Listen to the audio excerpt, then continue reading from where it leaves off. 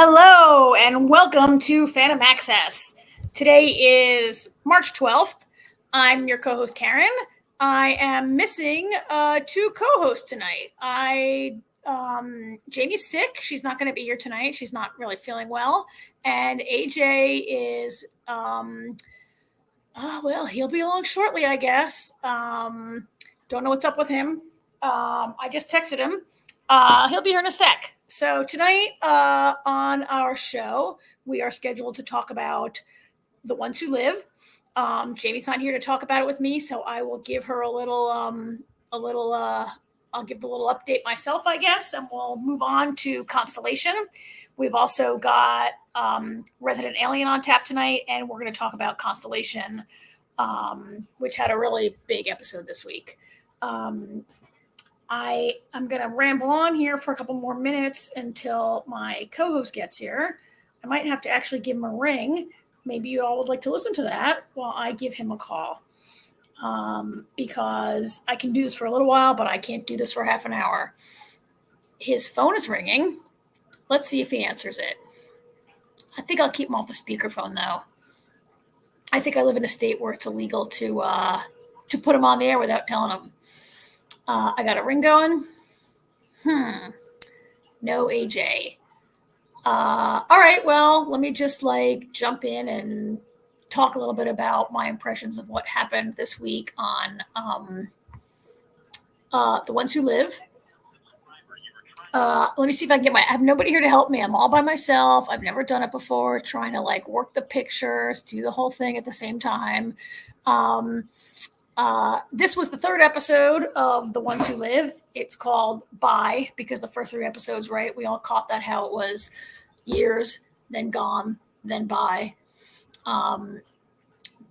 Named after the first episode of Walking Dead was Days Gone By, right? So this is an episode where Rick and Michonne are, they're together in, I guess that's Philadelphia, right? The city where the CMR is. I love this episode. When I went, I didn't love the episode. I love the press for this episode. When I went online to download some of the press photos that are available, pretty much everything for this episode was a headshot, and almost all the photos are pictures of Michonne looking at Rick like this. Sometimes she's looking at him like this. Every shot, every press shot that's available seems to be Michonne being pissed off at Rick because from her perspective, Rick has lost his mind. I love looking at Denai Guerrera's "What the Hell, Rick" face. I see someone coming in. It's AJ. Are you there? Are you there? I see him. Hello? He's there. He's not talking. We'll get him on in a second. I'm so happy to see you, AJ. If I could only hear your lovely voice. Oh, we're getting nothing. All right, I'll just keep talking till he's ready to speak to us. Or you could chat with me in the chat, AJ, to tell me why I can't hear from you. Anyway, I'm just going to keep talking Walking Dead till you get through. I feel like this episode was, I don't know how people feel about. I didn't read any comments on the internet this week. I don't know how people are really feeling about Rick and Michonne. But this is kind of like Rick has lost his, this is not the Rick that Michonne thought she was looking for, right? This Rick is he's kind of defeated, right? He's really, he's got, unfortunately, this also is a great look. This is what Jadis is like. She's got this smug little look on her face. Jadis seems to have Rick right where she wants him. I don't know how I feel about this writing. I feel like, how many shows have we seen a character say, oh, if anything should happen to me, I've got a file written and it will be automatically given to the authorities and you're doomed. It seems like a trope that I've seen in many, every journalist in peril has a file. Every whistleblower has this file that in the event of my demise will automatically be sent. I don't love that they've maybe chosen that storytelling trope, but it's the only way it makes sense that Jadis has something over Rick's head, right? Why he doesn't just kill her. because he really should kill her. I mean, I wish he would have killed her like 10 years ago when he met her in the garbage dump. I hate this character so much. I mean, nothing against the actress who plays her, who is named Polly. Oh, it'll come to me in a second.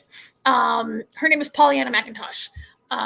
No, you know, I mean, she's doing a fine job, but I just hate this character so much. So she's like, "Oh, Rick, I've got a file already, and you know, Alexandria will be destroyed." Again, yeah, don't really love it. And this is, of course, another great close-up. This is like Rick's reaction. He's actually not talking to her in that scene, right? But this is how Rick is feeling throughout the entire episode, in our entire episode of close-ups. I did like the flashback where we see Jadis has the best hair she ever has had or will have in the entire history of we have a spammer in the chat. Please ignore that person. If I knew how to kick them out, I would. Sorry about that. Got a little distracted. There have been some commenters online on other people's sites who are wondering if Rick and Jadis could have had some sort of romantic interlude during the years that he's been missing. In this scene, she really comes on as his friend, right? She comes on as like, AJ's still trying to connect. You guys see him? Jadis comes on as like someone who's like, you know, I did you a favor getting you in here. I saved your life. Rick's like, what are you talking about? I can't leave. And she's like, well, I could have left you to die in the river. It is clear that she traded Rick for a position of authority. His friend Thorne, this show is all about people trying to like get into a position of authority. Here he is again. Can you hear me now? I know you can hear me, AJ. Can I hear you? Yeah. Woohoo! Hi, AJ. Let me pause there on The Walking Dead for a minute. Oh, my God. Apologies for being late. So Artie's rehearsal for the play got over at 9 o'clock. I was supposed to pick them up. They kept them till 9:50. Wow, that better be a damn good play he's going to be in. I was a little annoyed. And then just now, somehow the computer microphone was muted. Oh, and I couldn't get it to unmute. You're like me at work. That's okay. Remember when my camera was broken last week and I couldn't I was telling you guys I couldn't go on camera at all even if I wanted to. Turns out my laptop has this little built-in slider across the camera that I didn't even know existed. And when I called the IT department, they had to walk me through feeling really stupid about having this built-in slider I didn't know about.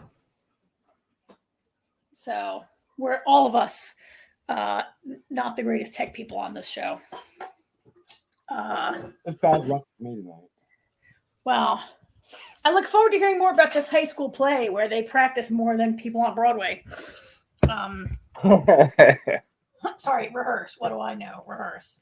So, and this was a good exercise in me talking for 8 straight minutes with no co-host. And it's piece of cake. I've done it before. I know you're better at it than I am. You're much better at it than I am. So I was just in the middle of talking about the Walking Dead franchise. I don't know if you saw any of these great photos that I showed. This is a whole episode of Michonne being like, Rick, have you lost your damn mind? Isn't that every episode? Well, you know, as I was saying to our viewers, listeners and viewers out there, Jadis really has Rick where she wants him in this scene. And you might have heard me saying this. She pulled like the standard, like, this is like a standard thing on so many shows. She's like, I have a file with all of your details. And if anything should happen to me, it will automatically be sent to the general and you will be doomed. Yeah, pretty much every show. And I will make sure that everyone in Alexandria gets annihilated. And Michonne's not having any of it. Michonne doesn't know that. Hang on a second. Sorry, Michonne doesn't know that because Rick hasn't told her that. Rick's just like, you have to get out. It's not safe. This is the only way. You know, typical Walking Dead character, they don't really talk to each other and tell each other the important stuff. By the way, Michonne seems not to have not told Rick that he has a son. So all that was going on. They did build up to some pretty good action scenes at the end. For those of you who watched it, I don't know if other people agree. There's this scene where, okay, again, we have to suspend our disbelief because Rick and Michonne and a bunch of other soldiers take a helicopter across the country from Philadelphia to the Cascades, which are in like the Pacific Northwest. And they get there in like a day because there's so much fuel, so many fuel depots. And they go out there to like they're clearing some walkers out to build a forward operating base. Those of us who have watched some of the other spinoffs know it's probably so they can annihilate Portland. But there's some cool battle scenes where they've got some cool equipment, and Rick and Michonne are, they're supposed to pretend they don't know each other. But for all the people out there, all the fans who have been waiting for this moment, we did get a big old smooch, which I thought I uploaded the photo of, but maybe I was so disgusted that I didn't get around to it somehow. I know I downloaded that photo to show here. I mean, we talked about this last week that I just felt like I never really bought into the Rick and Michonne romance, and it's done so much better in this show that I can really kind of see how those two are in love and how they're connected and all. I'm loading this picture while we speak because I'm showing it, damn it. But it was pretty nice. It was like, I'm not sure if you're supposed to not know each other and you're afraid your boss might kill Michonne, then you shouldn't stop in the middle of a giant battle to kiss behind a tree. But I guess they can't control themselves after being apart for so long. It was kind of cute. So, that was episode 3. We're halfway through. At the end of the episode, AJ, it was insane. At the end of the episode, Rick is like, Michonne, I'm getting rid of you. You have to leave. There's no way for us to be together. It's over. It's a theme from an earlier episode where in last week's episode, Michonne's friend said to her, you can give up and still, you can stop looking and go home, and it's not giving up. And I felt like maybe that's a little like Rick is saying, I'm sending her home. It's a little, I don't know. He's also doing a little bit of that. He tries to trick her into leaving. It's a little bit of that. You know how when someone is putting their girlfriend in danger, they pretend they say they hate her and break up with her so she'll go away and won't be in danger anymore. It's like one of those things going on, hurting you to save you kind of thing. And so he's like, whatever, Michonne, get in this helicopter. We're going back. Someone's going to fly us back. And they're in the helicopter, and Michonne can think of no other way to get Rick to leave the CRM. So she grabs him and jumps out the door of the helicopter. That's fun. And that's like the cliffhanger. It's not really a cliffhanger because we know they're going to survive, right? Well, yeah. It's a cliffhanger because Jade has told Rick, if you try to escape, I'll wipe out everybody you love, right? So that's the cliffhanger, really. And it's Rick's fault, right? Rick didn't give Michonne a key piece of information that if we escape, they'll kill our children. He doesn't tell her that, and so she doesn't understand why he won't escape. And so Rick's in a pickle now, but he kind of caused it because if you just talk to your wife, maybe you can make a better decision together, right? Right. So that's where we are with that. I kind of you can hear me. I'm complaining a lot less than I usually do about Walking Dead shows, right? And I'm much more succinct. This show moves. Stuff happens, and it's better than 26 episodes. Move on. I know, right? Yeah. So we can Jamie back next week, and we might do a little more detailed discussion of what happens next week. And where this might be leading in terms of the larger Walking Dead universe, and if it's going to tie into other shows or whatever. But that's where we are with that one. So, I'm so glad you're here, AJ. I'm so glad you're back. I could never do a show by myself. I don't have people do shows by themselves. Those are very talented people out there doing shows by themselves. They probably write a script and they probably don't just get on here and like talk like I do. This is a more stream of consciousness operation. When I added, Up your microphone is in your mouth. my microphone's nowhere near my mouth. That's why I can't hear you. But it's never near my mouth. Oh, well, it's better now. What I was saying was when I get stuck by myself for a bit, I try to be quick on my feet. There's never a script.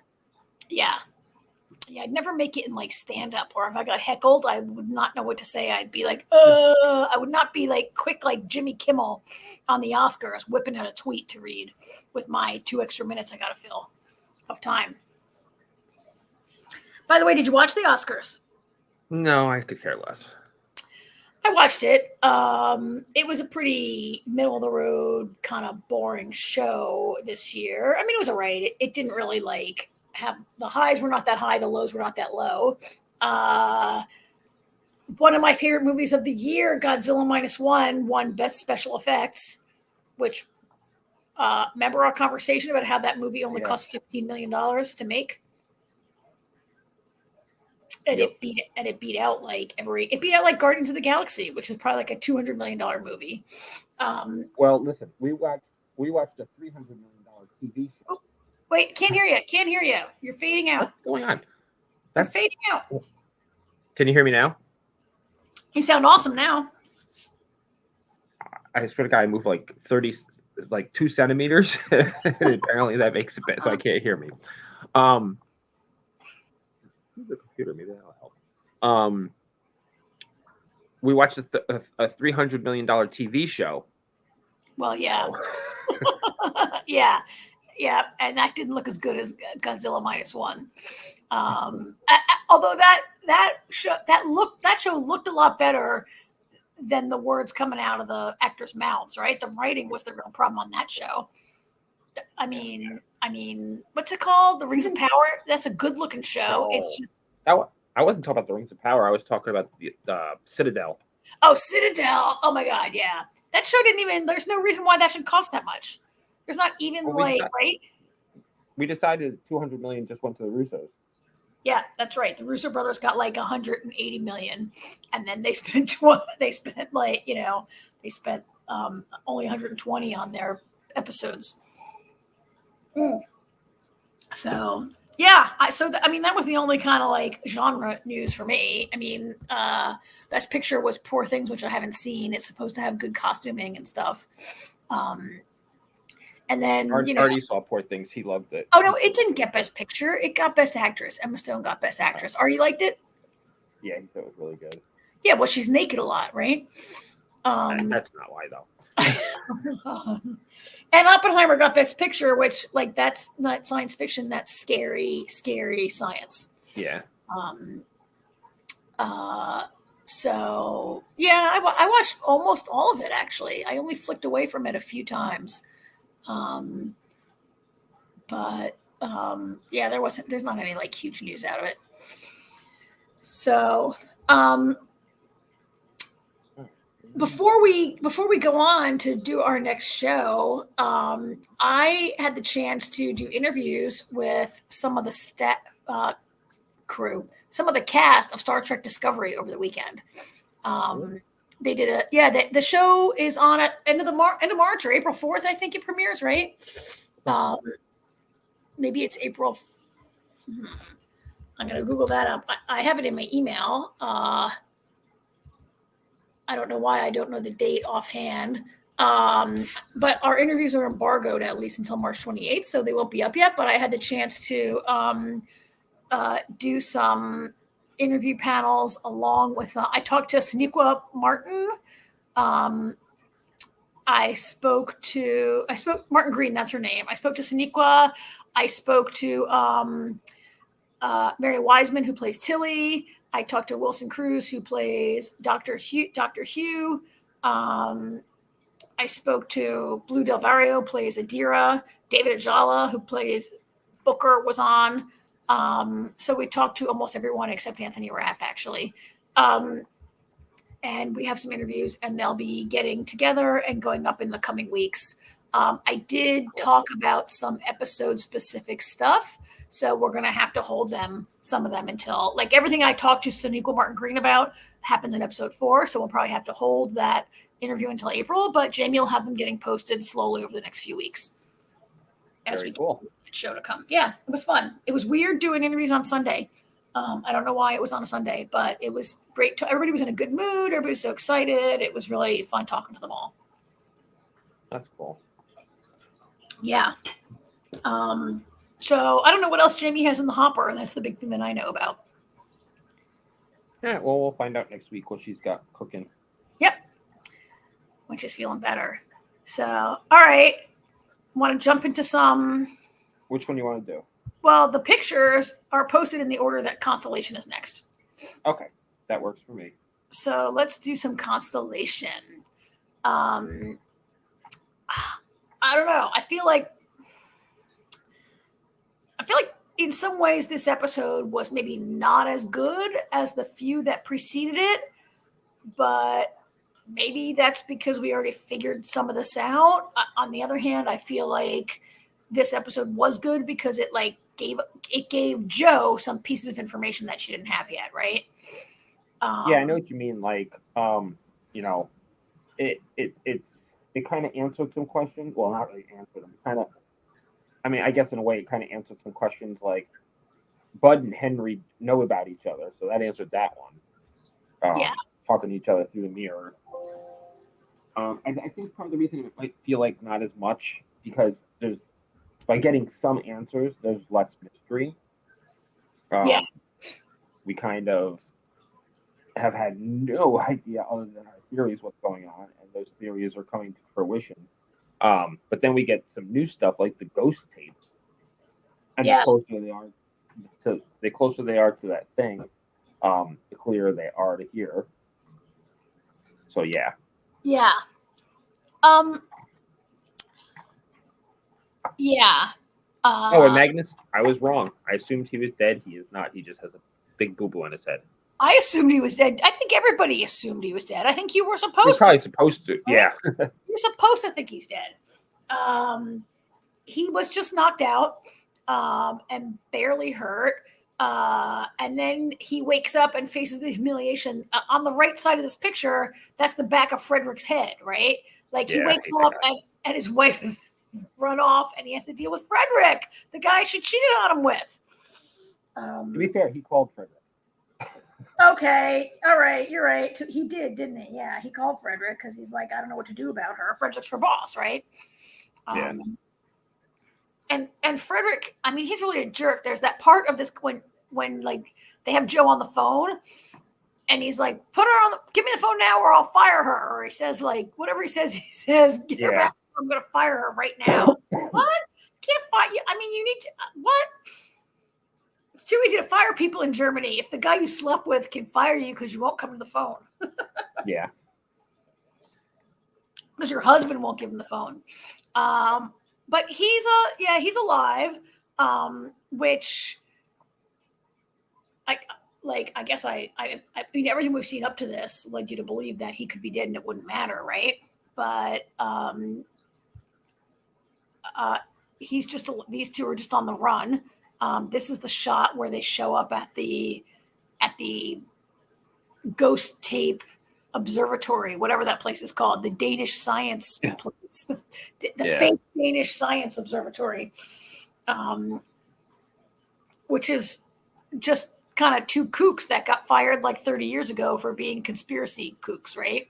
But they weren't kooks because the tapes were real. They're not kooks, although like that part where they were like, you have to train your mind to hear it. Like these tapes sound like static, but if you train your mind, and I was kind of like, oh, are they crazy? Could Jo be crazy after all? Because like you could make yourself hear anything in static, right? Isn't this like, but it turns but like, I don't know if you have to like she also said, like, we have to go to a liminal space, right? Like, she takes them 5 miles out in the boat, and there's no pictures of these people. I wish there were photos, but Apple didn't make them available. We have to go to this place, this liminal space, which she's basically, not in these words, but as I understood it, AJ, she said something like, it's a place where the universes are thin and they're almost like bleeding together, kind of. Yep. Right? So she takes them out there. Alice is like that kid she's got like the same like freaked out expression and all these. I don't even know if they're the same kid because they're twins that play this kid. Yeah. Right? She's very like, oh no, very worried. Do you blame her though? No, like it's kind of inappropriate for her to be dragging this kid around like this, right? I mean, yeah, a little bit. But on the flip side, it is kind of a good thing because, especially now that she knows Alice has been experiencing some things too, which I'm still confused by why Alice is experiencing stuff. But I have a new theory about why Alice is experiencing it. It's a very like thin theory that will not hold up, but when the thing, like when Paul was doing the experiment, right, and Alice was on the iPad watching it along with Joe.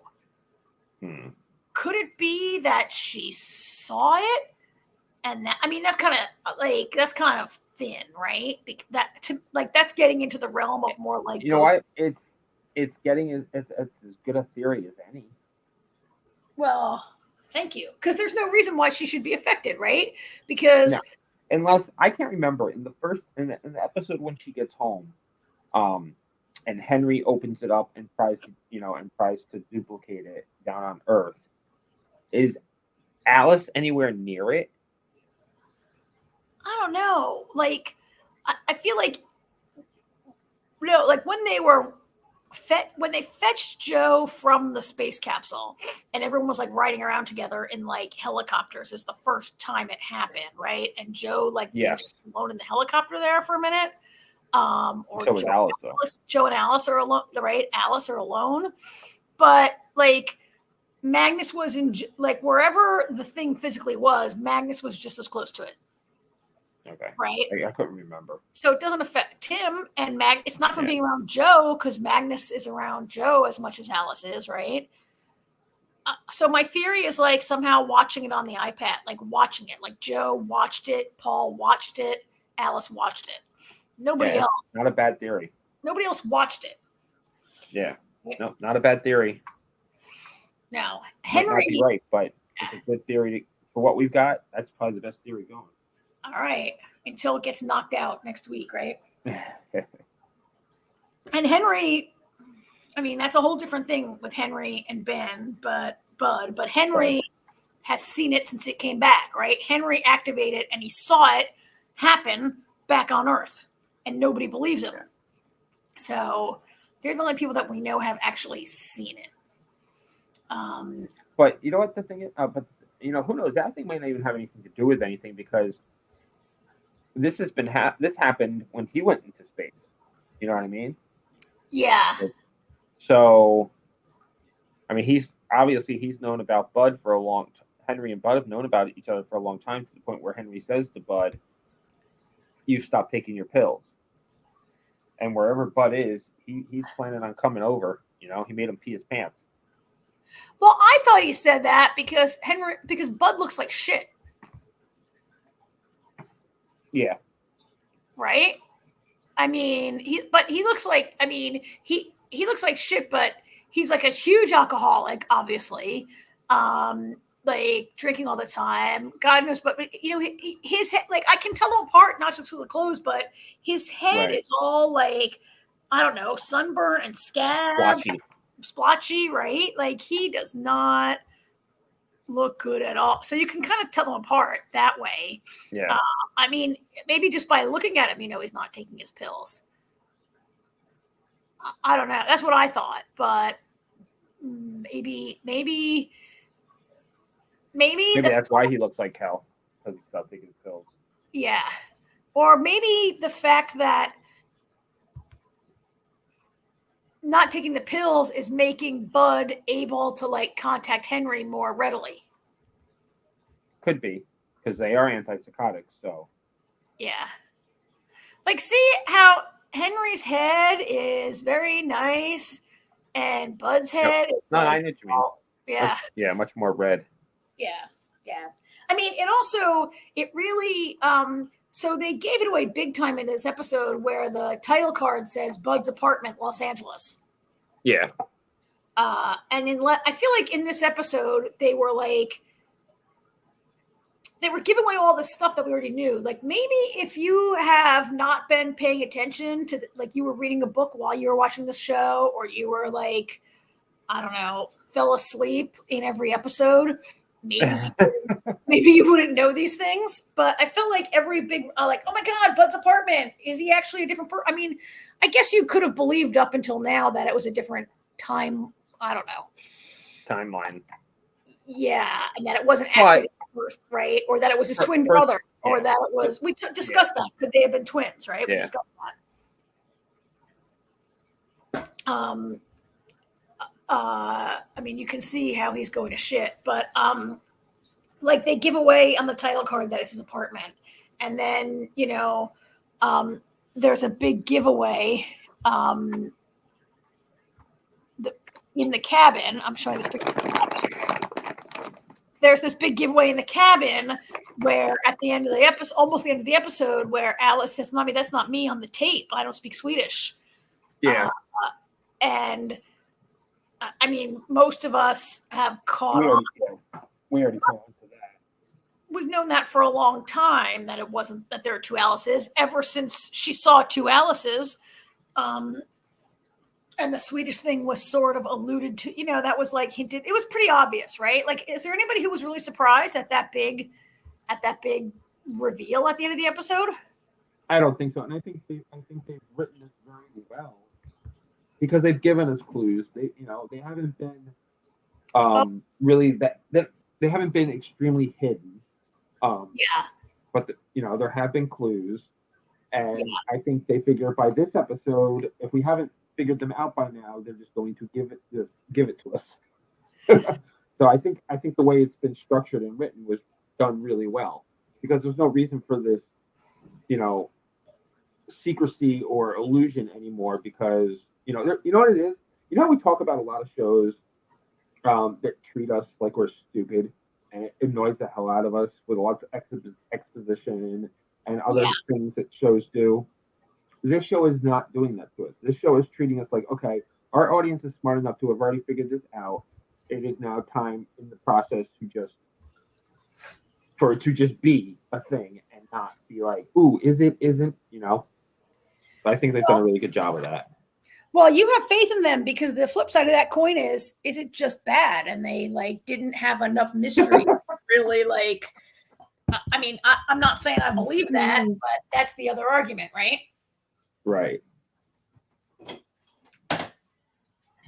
Like, did their mystery run out of gas in episode 5?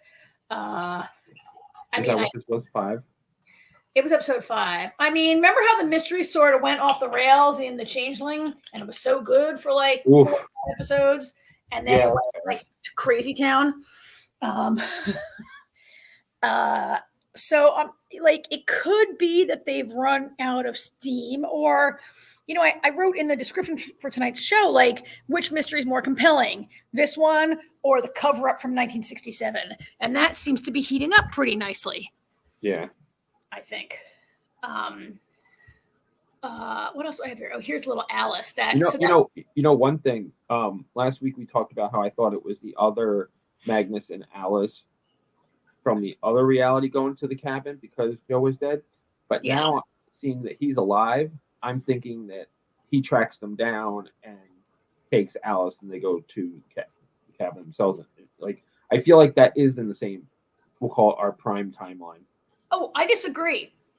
You disagree? You still think it's the other Magnus and Alice. And part of the reason I think it is because of this final shot with this little Alice with the hat on, and she's out screaming, "Mummy, mummy." Because do you remember in episode 1 or 2 or maybe 1 where Joe is seeing the two Alices and she hears the Yes. screaming out in the Yes.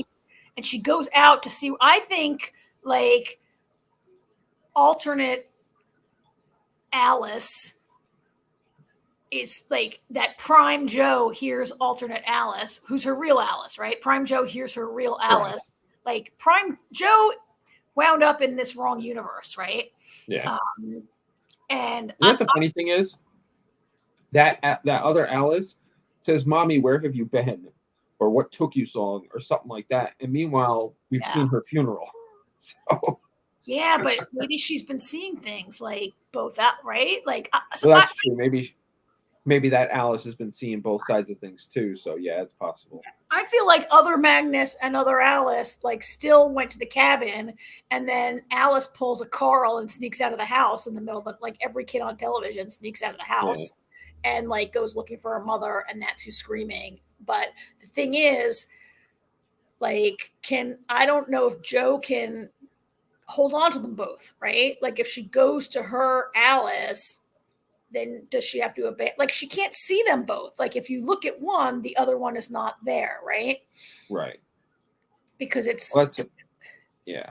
I mean, in a perfect world, she makes it back to her side. Yeah. But I don't know if that's what this show is, so I don't know. I guess we'll find out. I don't know. But yeah, the 1967 like cover up and all that is, I think that's coming. Like, you know how Joe sends her crewmate to go look into his own medication and to check the medical files on all these missing astronauts, and they've been removed from the library. And then Irina comes and like questions him, right? Like she's been covering up all of this since 1967, I think. Yeah. Right? Well, yes. Yeah, she definitely knows what's going on. Yeah.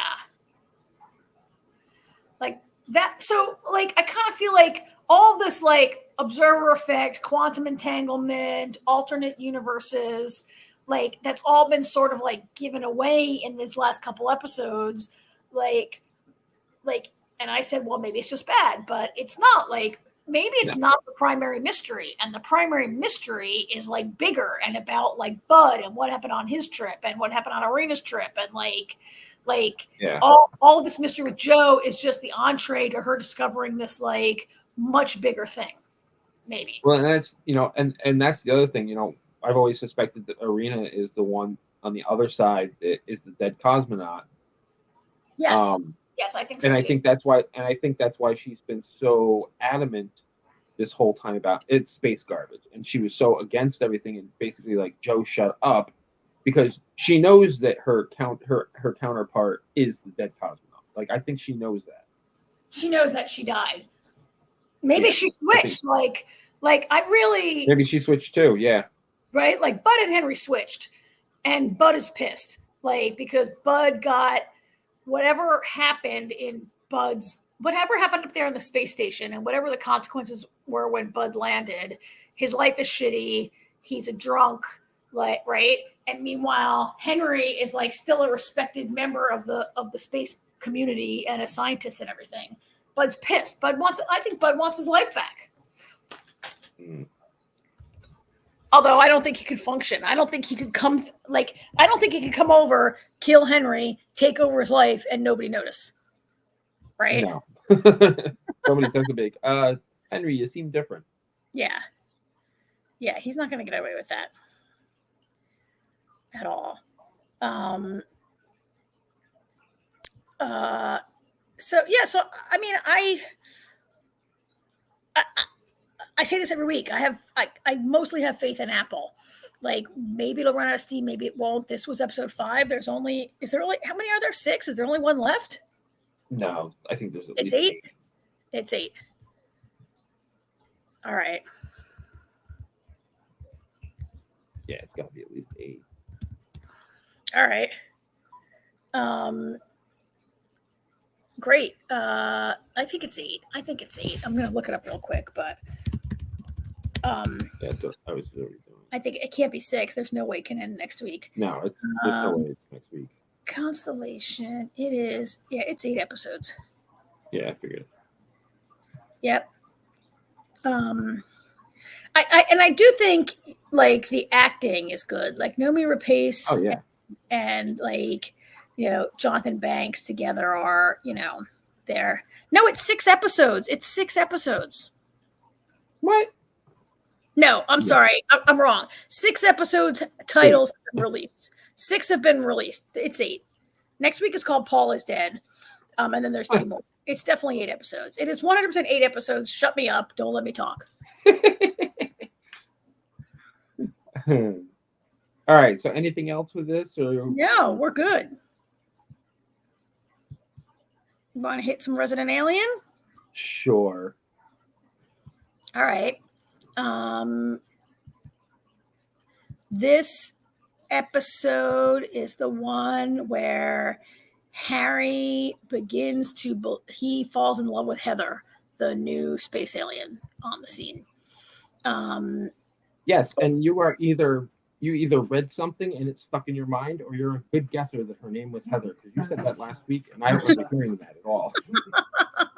I must have seen something somewhere, like a character synopsis or something, that mentioned that her name was Heather.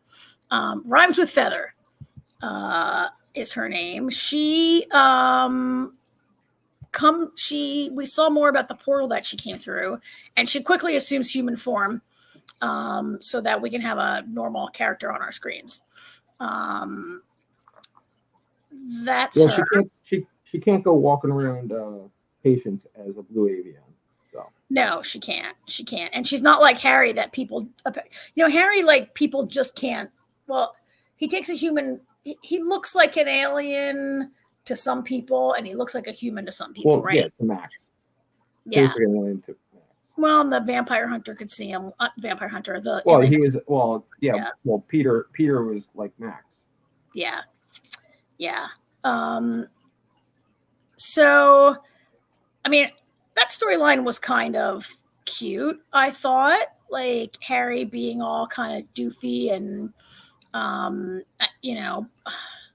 broadly comedic every time he's around her. Yeah, I thought that was really great, seeing him struggle with falling in love. Yeah, I mean, the voiceover so often is about love and humans loving each other. He loves Asta as a friend. He learned, he's learning like so much about him, learn about love, but he hasn't really experienced that kind of love. So, and it was kind of flip flopped.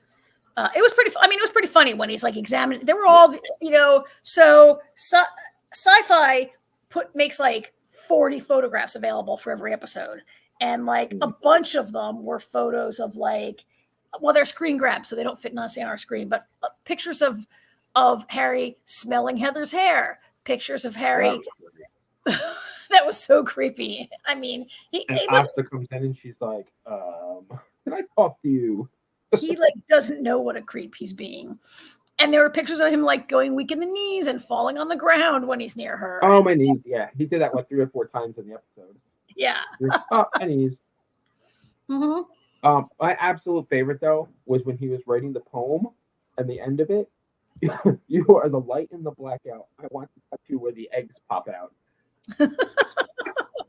I lost it. I was like, and poor Damon is sitting here cringing. He's like, "That was terrible." Like it was supposed to be good. I also really enjoyed the scene where Heather calls up and says, "What's this thing in my stomach?" And Harry's like, "Oh God, this is so disgusting. Humans grow babies inside their bodies." They're both like, "Ah!" So she's like, "And that's where the baby comes out." And he goes, "No, it's much worse." Yeah. I'll be honest with you. I want to see them have a sex scene as humans. Yeah, I mean, the best we got was this. Yeah, I mean, they were making out as their alien forms, but I want to see them try and have sex as humans because I think that would be hilarious. Oh yeah, I think that Harry has had sex though, right? Remember when his real human Harry's real? Oh yes. Showed up. right? Didn't they have But tell sex? me how funny would that be if they're in their human forms and he's like explaining it to her Yeah, how it works? how it works and how it, yeah, that would be kind of hilarious. It was nicely kind of it was nicely kind of flipped with like what the dynamic duo was up to in this episode also, right? Like Darcy has like all these complex feelings, like, okay, so I did love the part also where Darcy throws the banana into the portal and breaks it. So Heather is trapped, right? That worked kind of well. But also, you know, she's going through this thing where she like her life is like so messed up. She like tanked her whole life. And now she's involved in the fight to save the planet. And she's like really proud of herself and she can't tell anyone about it, right? That she's doing this one good thing with her life and everybody thinks she's a loser and she can't say anything. And also, like, you know, her, you know, just as Harry gets a girlfriend, Darcy's like really like realizing what she gave up when she blew it with Elliot.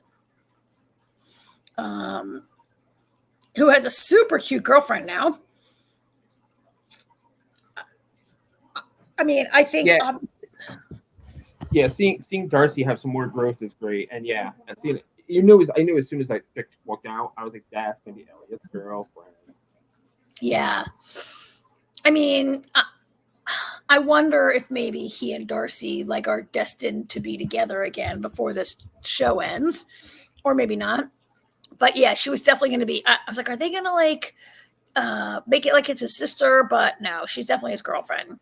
And she's a way more appropriate girlfriend than. Although I'm just looking at this picture right now, and I wish they would have put a little piece of tape in her blouse there. But sorry, costume people, that I criticized you not taping her blouse. I mean, I don't know. Like Darcy is a pretty dysfunctional. I don't know. There's somebody out there for Darcy, right? We'll find him. He just might not be Elliot yet. Yeah. Why does she need tape on her blouse? Can you see the gap between the two buttons where you can look in between her shirt there? I do now that you've pointed it out, but I did not notice it. I'm like, oh my God, a little piece of like wardrobe tape would put that right up. In fact, I just bought a blouse that has a hidden snap right there, so that can't happen to me.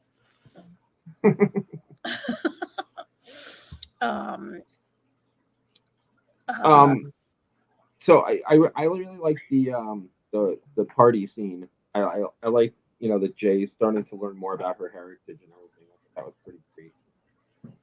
I was disappointed that there were no photographs available of that scene. Oh, really? The party. Yeah, I'm surprised there were no pictures from the party at the reservation available on the press site for me to share, because you're right. That was a really great scene. There was a lot to.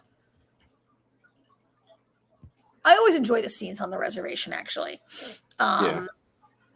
But I mean, interesting though that, you know, couldn't just be a simple B storyline. No, it had to fall into the A storyline with there's a van on the reservation. Yeah, you're right. It couldn't just be like Asta connecting with her daughter and like, you know, Jay meeting her family and this nice thing. It leads to Asta learning about the van, being there and to know, I mean, to no real purpose necessarily, because by the end of the episode, sheriff and deputy find it anyway. Well, they already knew where the van was, remember? Well, I guess when I say it, I mean they find the book anyway, Or right? They find the mystery. Yeah. They find the evidence they're looking for. They were looking for fingerprints, but they found something even better. So by the time Asta relays this information and her gang gets themselves together, they're going to be a little bit behind. Actually, a lot, like deputy and sheriff had a pretty productive episode, huh? Yeah, they did. Yep. Thanks to her, what did he call it? Thanks to her instinct, he solved everything. I followed your instincts to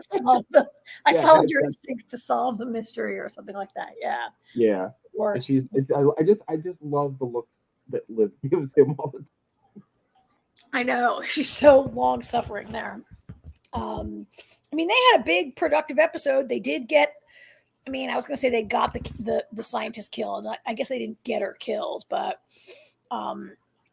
they were too late to save. They had They were too late to save her. That they were being bugged. So.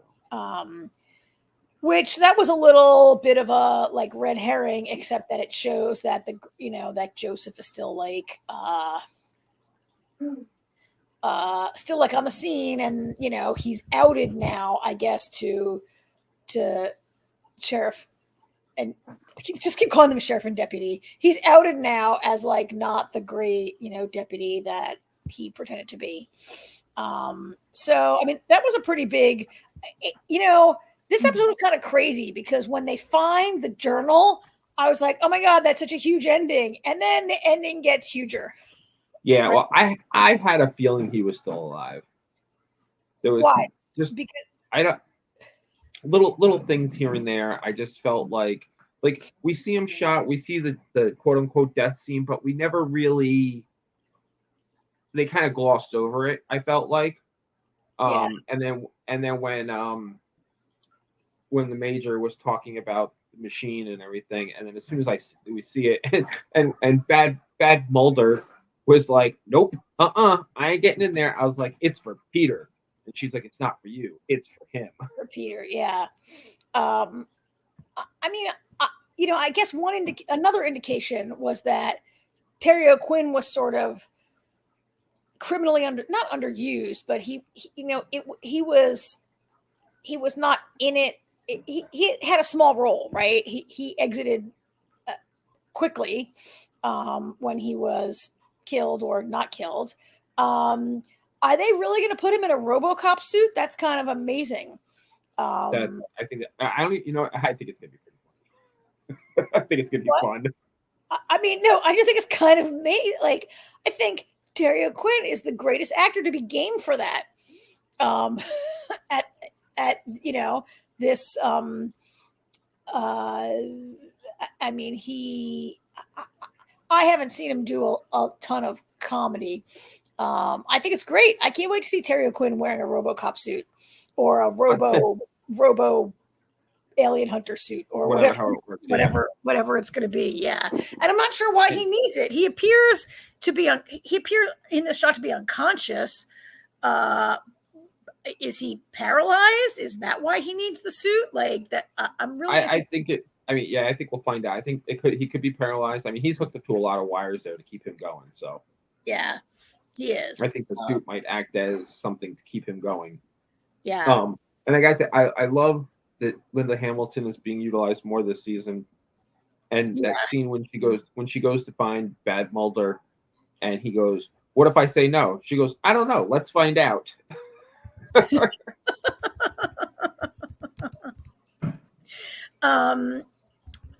Yeah, I didn't expect to see the Bad Mulder again, right? Yeah, I didn't either. So I was very happy when I saw him. Yeah, I liked him. Poor guy doing his yoga, and then she shows up there. Talk about a buzzkill. Yeah, right. Like you're doing your yoga, and then there she comes with her big black boot showing up. I was a little so I'm glad to see her also and I'm looking forward to seeing these two great actors who I love play some more scenes together, right? Yeah. Because they didn't really they didn't really do much before. It was kind of hectic. Yeah. The first time around. Yeah, they didn't really do a lot there. And then we have one more storyline. We do. Yes, Kate and Ben. Oh my goodness! Yeah, I even have a picture. So I did not. They didn't make. They didn't make. Or the Killer Owls. They. This is the only picture that I could get. Oh, that's. You know what? That scene says it all. Yeah. I love how Max brings it up, and Ben's like, "We really should talk about this." Max, go ahead. And he's like, whoa. He's like, wait, why do I have to be the one to talk about this? Yeah, that was, I mean, Kate is really like losing it. Kate is really, Well, you know what though? She's not really losing it so much as her memory's coming back. There's just she's starting to realize things. she is, but she's also like getting very, I mean, she's losing touch a little bit, right? Like that book is like, she keeps saying like, oh, it's such a sweet little children's book. And it's about, what's wrong with it? There's nothing upsetting about this. But it's a mama feeding her babies. Yeah. It's a mama feeding her babies. Like, wait, what? He goes, there's worms coming out of the mouse. She goes, those are entrails. Yeah. Yeah. Like, hello, what?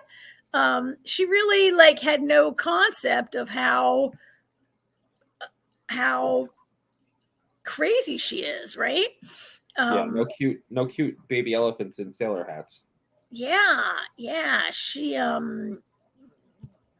So I learned something new though. I don't think I thought I would ever utter this after watching Resident Alien. But I learned something. I had no idea that owls and alien abduction were like a real thing in the world that people connect the two somehow. Oh my God. I Googled it too. After this episode, I Googled it. Yeah. I had no idea. I Googled it and I was like, wow, it's real. I was like, I wonder if that's a real thing. I should check that out. And yep, it was a real thing that people are really see them. It's a little bit out of the mainstream of alien abduction stories, but it's real. Works great for this show though. It really does. Yeah, I think it fits in great, especially with them being like, living in this very kind of bucolic place in the mountains where owls are going to be around, right? Yeah. Well, especially with the Native American presence also who have a very close connection with owls too. So that's what made that's what made the one scene so great at the diner when they were like, ooh, owl, ooh, yeah, we want to stay away from you now. Yeah, like all the native people are like, oh, owls are, that's that's a little, I looked that up also.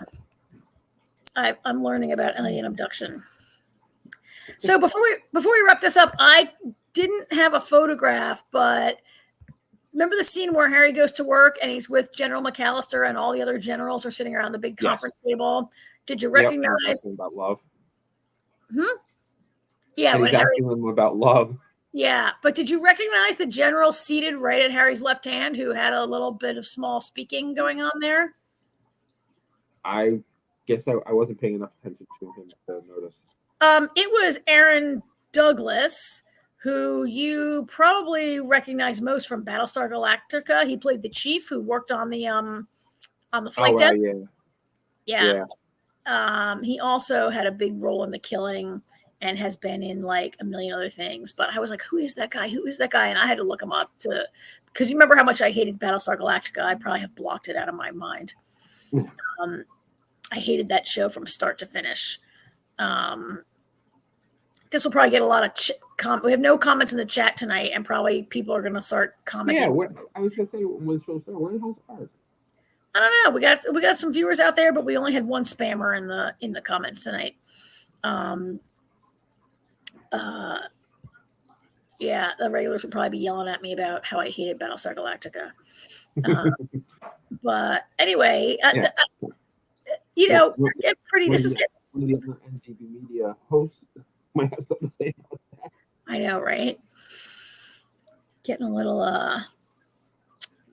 Yeah, I should like those shows. Anyway, I really, I want to see more of the Kate storyline. I think. I mean, I know we're going to, right? It's not like I have to ask, please, more of it. That definitely is a slow brewing kind of thing going on there. And I think she's kind of losing her shit a little bit.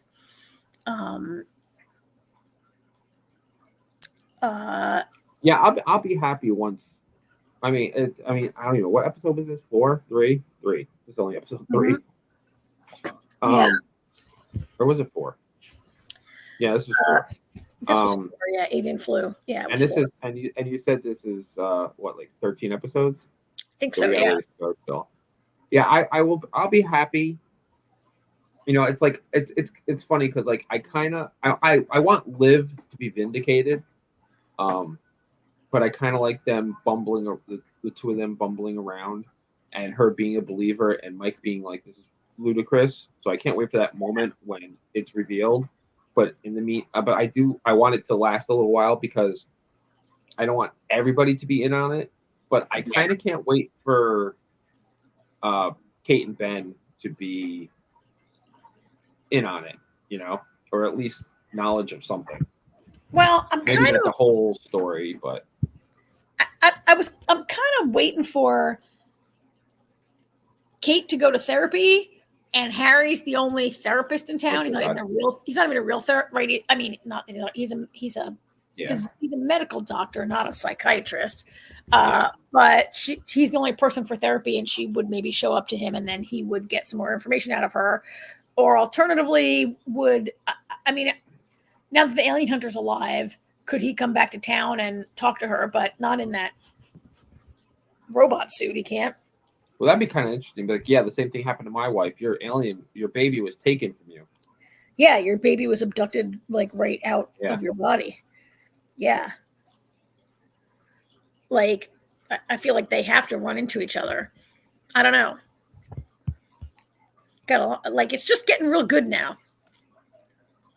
So we'll see. All right. We got one more show tonight, AJ. To talk about Shogun. Really good episode. It was a really good episode. I watched it as soon as it aired, and then I rewatched it yesterday because it was so long ago. I wanted to just like check in again before we talk tonight, you know. This was a really good episode. We had this really like exciting, kind of slow, and I mean, I like that the escape from Osaka was like kind of slow and just walking, and yet so dramatic, like trying to get through that gate. I do not like to compare this show to Game of Thrones, but it kind of reminded me of people trying to get through that gate all the time, right? Like that was a brilliantly planned escape. I thought that whole sequence was great. I don't know. What'd you think? Well, and that's the thing too. Like it's. I mean, the majority of it, it's very political, very much a chess match, which is great. I mean, you and I love stuff like that. But I like how it goes from that chess match, and all of a sudden, there's a 10-minute battle. So I thought that was pretty great. Oh yeah, when they get ambushed, ambushed. They got ambushed, and then it's so funny as people start to realize that Toranaga was in the the carrier the whole time. Like when he gets out and his son is like, "Dad," like even his son didn't know. And then I was the other guy who's kind of playing both sides of things. He's like, the next time you're gonna, what do you say? The next time you're gonna do something like this, can you tell me first?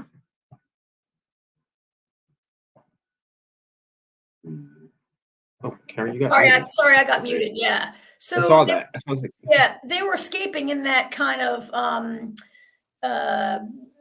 thing I forget what that thing is called. It's not like a litter, but it's kind of like a litter in the background, right? Yeah. And so they were escaping in that. That guy in front is that's him, the nephew, right?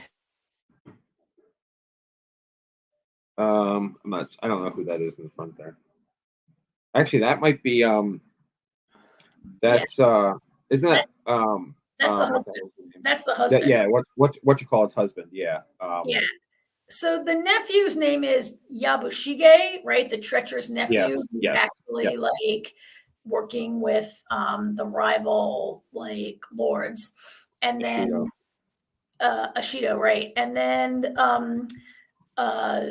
Mariko's husband is named that's the husband, and his name is I'll find his name in a second. I'm looking at the website of the show, and I'm looking at the names of all the characters. They have a really good website for the show. The treacher, so we'll just call him Mariko's husband. Buntaro. The husband is named Buntaro. He's a terrible husband who's really mean to his wife. I think she doesn't love him. She was probably like arranged into marriage with him. Yeah, probably. Yeah. He's not, you know what though? It turns out he's not as bad as the guy as we thought he was. Yeah. I mean, he's not great with her and his kid, but very honorable death for him. Yeah, I mean, but he's all about the job, I guess, right? Yeah.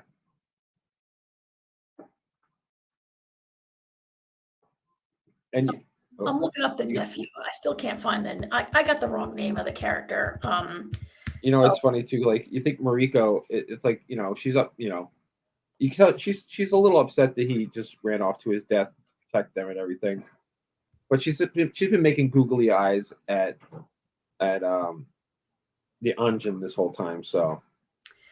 Well, I mean, their romance was like the main part of the book, really, right? I mean, I have not read that book, but it was a big part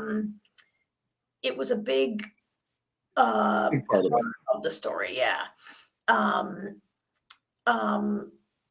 Yeah. So they have like diminished that a little bit for this show, apparently. It's a little less or a lot less part of this show. Which is because they focused more on the Japanese perspective. I think more on the Japanese perspective than the perspective of the white man. Like, you know. Yeah, which is fine. I don't mind at all. I prefer the Japanese perspective. I do too. I mean, you know, that book came out in like 1980 or whatever. It was a product of its time.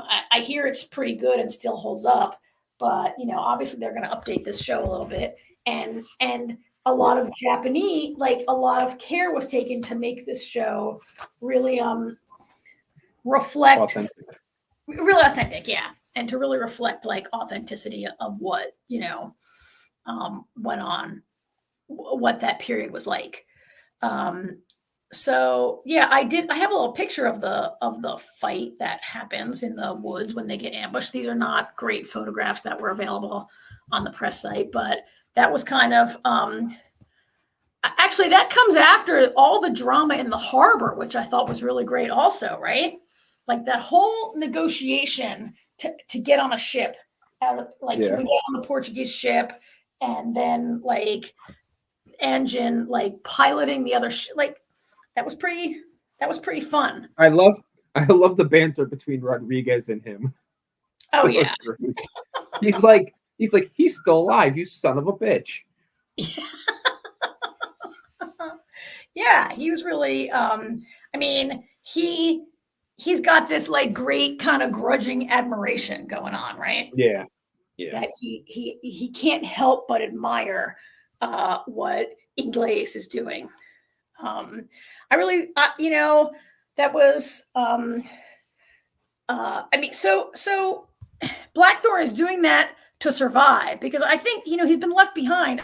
Gets left behind in Osaka, he'll definitely get killed, right? Don't you think? Yeah, absolutely. There's too many people who want to kill him. So he definitely can't get left behind. He's got to get out of there.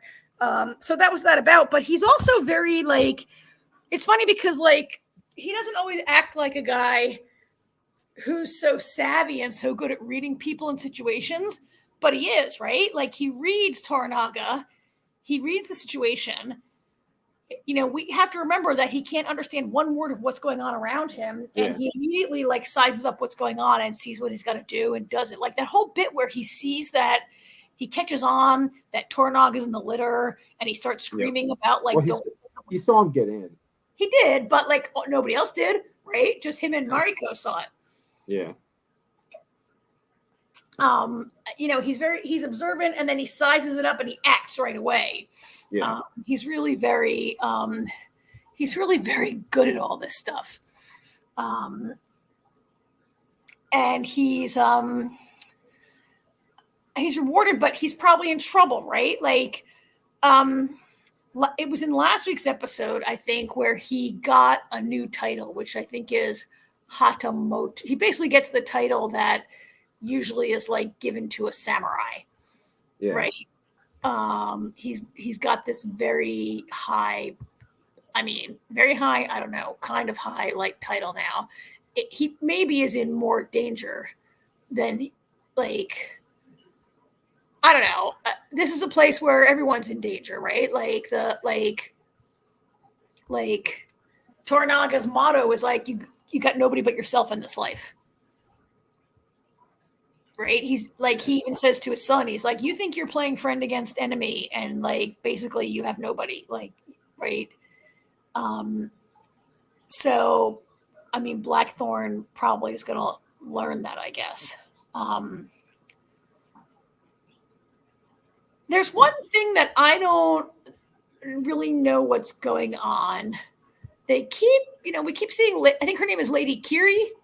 Lady Kiri. Lady Kiri, right? Like she, in that earlier on in the season, I might have said like that scene where Toranaga sentences her husband and baby to die, seemed to be about establishing the like world building and establishing like Toranaga's like adherence to certain rules and the culture of honor and things like that. But now I feel like, I don't know, is there a storyline here of her like trying to get revenge or something? I don't know. Like is that her father or her grandfather is the right hand of Toranaga, right? That is her father-in-law. Oh, it's her father-in-law. Father-in-law. His name is Hiromatsu. I think her name is Fuji, not Kiri, right? Her name is Kiri's her mother. Yeah. Hiromatsu is married to Lady Kiri. Okay, so then that's right? her grandparents. It's either her grandparents or her. No. Kiri is Toranaga's wife. I'm sorry, Kiri's Toranaga's wife. I forget who is. I don't know if he even. Wait, Kiri got. I'm Fuji. Fuji is the girl whose husband and baby were killed. She's Hiromatsu's granddaughter. Right. I feel like she. Granddaughter. Okay. I feel like she might be looking to like get some revenge going on. Think so. No. She's there just to kind of look sad all the time. Yeah, pretty much. Yeah. All right. I kind of wonder sometimes. I guess that's also a great scene when Hiromatsu goes into the temple during the meeting, and he's like,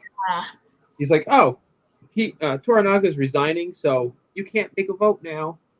That was amazing. Like, that was a great scene. How Toranaga outflanked those guys, right? They can't impeach him. They can't impeach him if he quits. He loses. They can't vote him out of his job if he resigns from his job. Of course, impeachment was going to come with death, right? Right. Like, impeachment wasn't just like impeaching the U.S. president. Isho says he's like, we can still impeach him anyway, but he's like, but you need 5 people to vote, and you only have 4.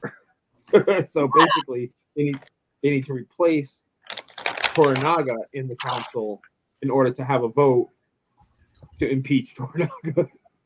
Yeah, and I don't even know how they could even replace him because they were all appointed by the. Yeah, I don't know how that works. I mean, he wasn't the emperor. He wasn't even the shogun, but whatever the guy who was the father of the heir, like he appointed all of them, right? I don't know if there's a process for how like it might take them a long time to figure out how they're going to find another person to fill that role. It was brilliant, and even if they do it, like he's safe now in his own in his own kingdom, right? Yeah. He's gone to his own kingdom to where he's got his own fiefdom, whatever it's called, his own territory, where he has his own people and his own army, or he's headed there, right? And so they can try to kill him, but they can't get to him as easily as when he was being held prisoner, fake prisoner in Osaka, right? Yeah. So that was a really, that's what I love. That's why we're watching this show, for the political intrigue and less for the battles and the fights, right? But that's what I'm saying. That's why I like, you can jump right into it out of nowhere. Yeah. Like even not a lot of action, but even the boat sequence was intense as hell. Oh yeah. I mean, we know Blackthorn's going to continue to be a character, so he clearly can't get left behind. But that scene between him and Rodriguez, when trying to steer him into the rocks, and at the last second he just like has so much admiration for him. He's like, he beat me. I couldn't do anything. Sorry. Yeah. And I liked how they shot it, because so much of it was close-ups of Blackthorn and Rodriguez, like of Blackthorn like steering the ship and yelling at the guys rowing, and then you see them. But like you saw shots of the ships, but like that scene didn't rely on big, expensive shots of ships in the harbor and water and night shoot or whatever, however they did that, right? Yeah. And I love when they make it through and Blackthorn's going nuts. And he's stomping on the floor, and all the rowers are like, what the hell is he saying? They're like, why is he stomping? We went. Made it already. Yeah. Yeah. And then Toranaga's like, oh, well, since my ship made it through after all, I'll just go back to my own ship. Thank you very much. That was a great twist. Yeah. That was brilliant on his part, considering everything that he had promised them. Now he's like, Yeah.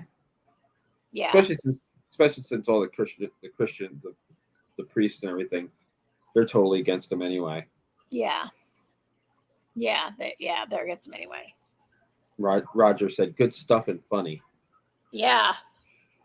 So, do you think Buntaro is really dead, Mariko's husband? Like, it's a rule in TV. If you don't see a body, is the person dead?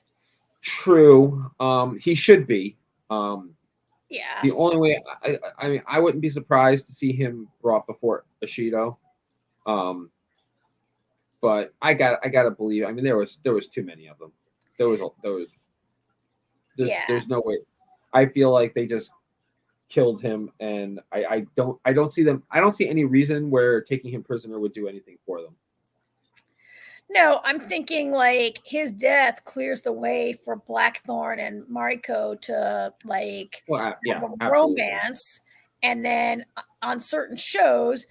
Like if this was General Hospital, he would definitely be alive and show up on the day they get married, right? This is definitely not General Hospital. Like right when they say "Speak now, or forever hold your peace," Buntaro would bust in and be like, "I'm alive."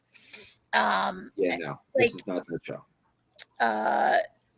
It's not General Hospital, I know, and I'm not sure if James Michener would write that into his book, right? I don't. Like there are plenty of obstacles to these two getting together. I think beyond her having a husband. Like even if she had no husband, there would be like many obstacles to them being together. Like did you catch in last week's episode when he dresses her as Mariko and she says, "You can call me," I forget what she says. There's a Japanese honorific that she puts before her name. Yes. Basically like saying Madam Mariko or something like that, right? Yeah. Yeah. Like she corrected him and put him in his place.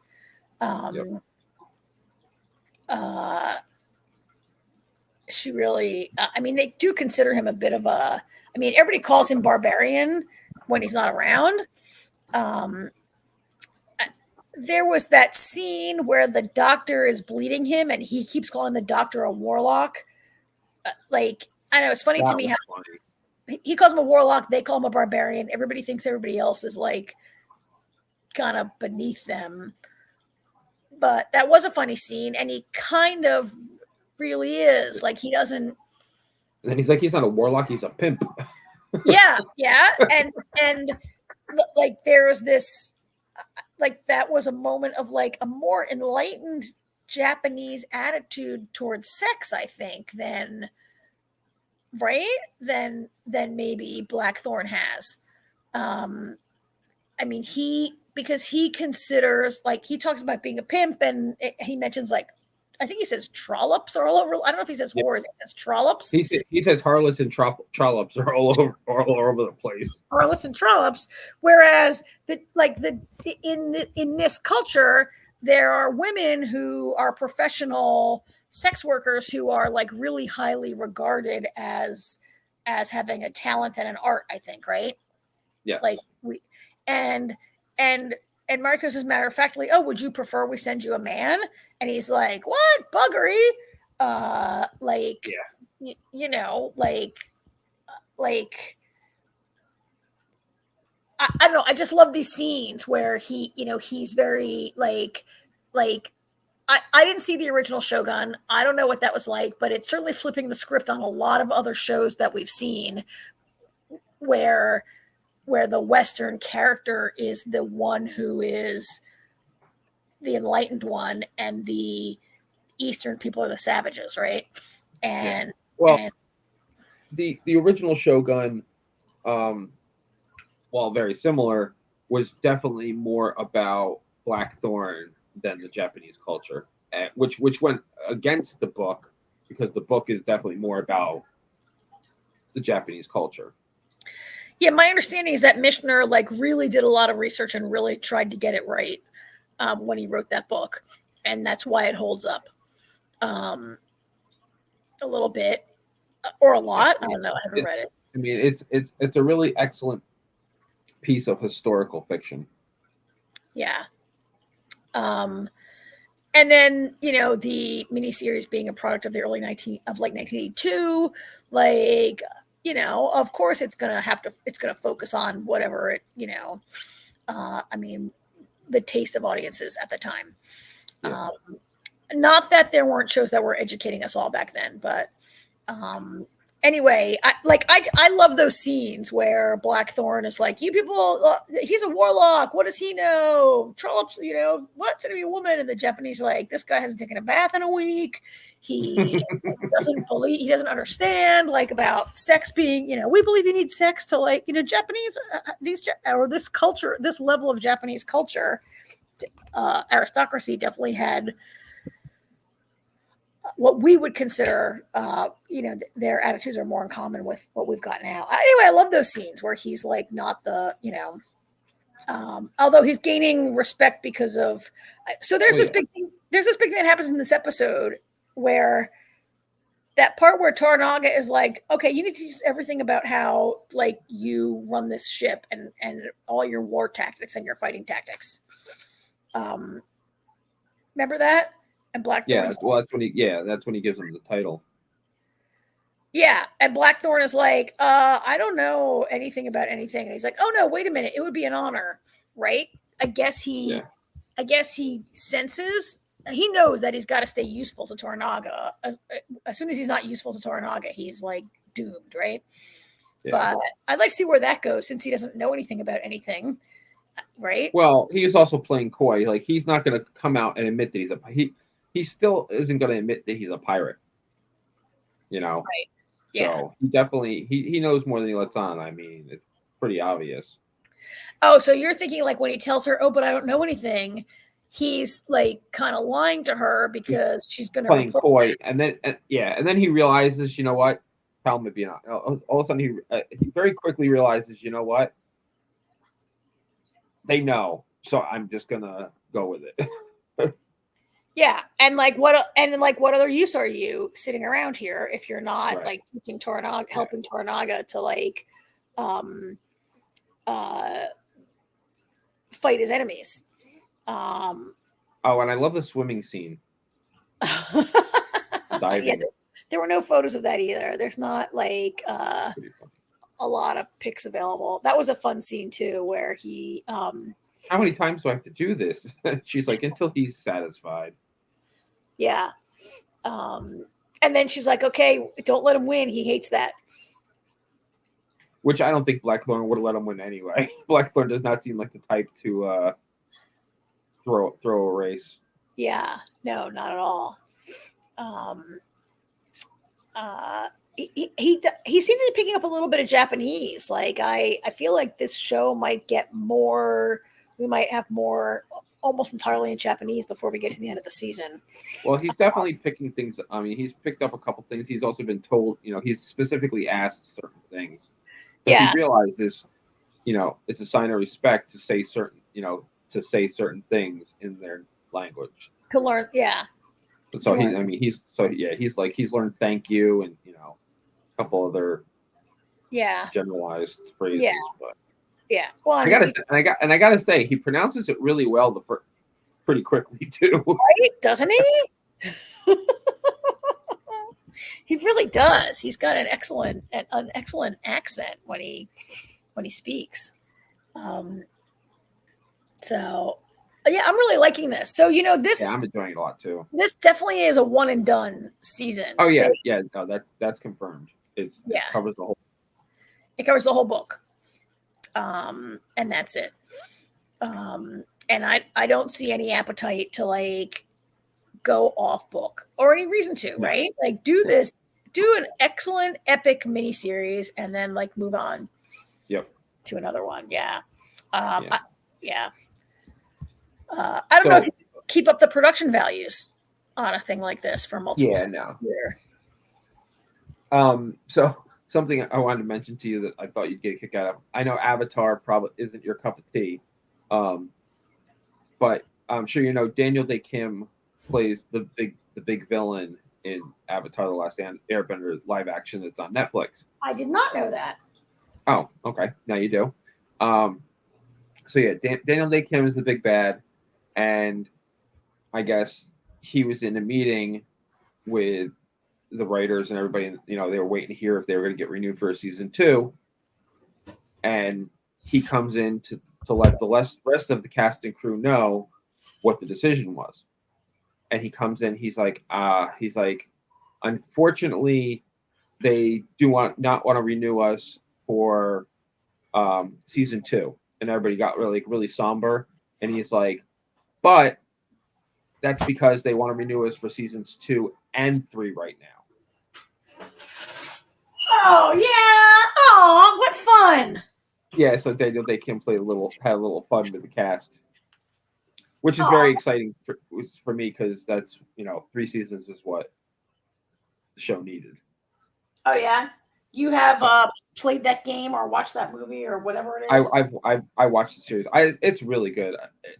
Like the animated show didn't need to be made into live action, but there's been lots of complaints, as there always is when something goes from animation to live action. But I thoroughly enjoyed it. The boys did too. Artie and I both thought that it was really great. Some of the acting at times is a little questionable. I mean, they're young actors, so it's going to happen.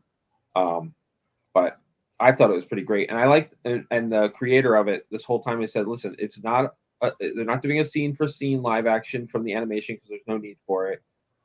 He calls it a remix because all the main key important elements are there, but he's kind of done some new things and switched some things up, and I thoroughly enjoyed it.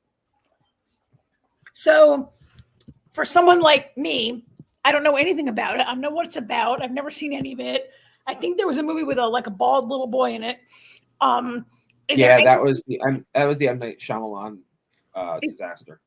Is there any reason someone like me should take the show up this late in the franchise, or are we just not the target? You're probably not the target. I mean, had I never seen the animated series, I might have been curious about it. But all right. Oh, I hear your dog barking there. All right. Good advice. I got other things I want to watch. I'm thinking about Invincible, maybe. All right. So I love Invincible. Is amazing. It's another Robert Kirkman comic. Very however, violent, right? Very violent. I don't know that you'd like it. Really? It is very graphic and violent. Yeah, how you feel about that? Well, yeah. I mean, how I feel about gratuitous violence, right? Like there's violence that makes sense Oh, sometimes. There's a lot of violence. I mean, it's yeah. I mean, let's put it this way. If you're interested in it, watch the first episode. You'll know by the end of the episode whether or not it's something you want to continue. Yeah.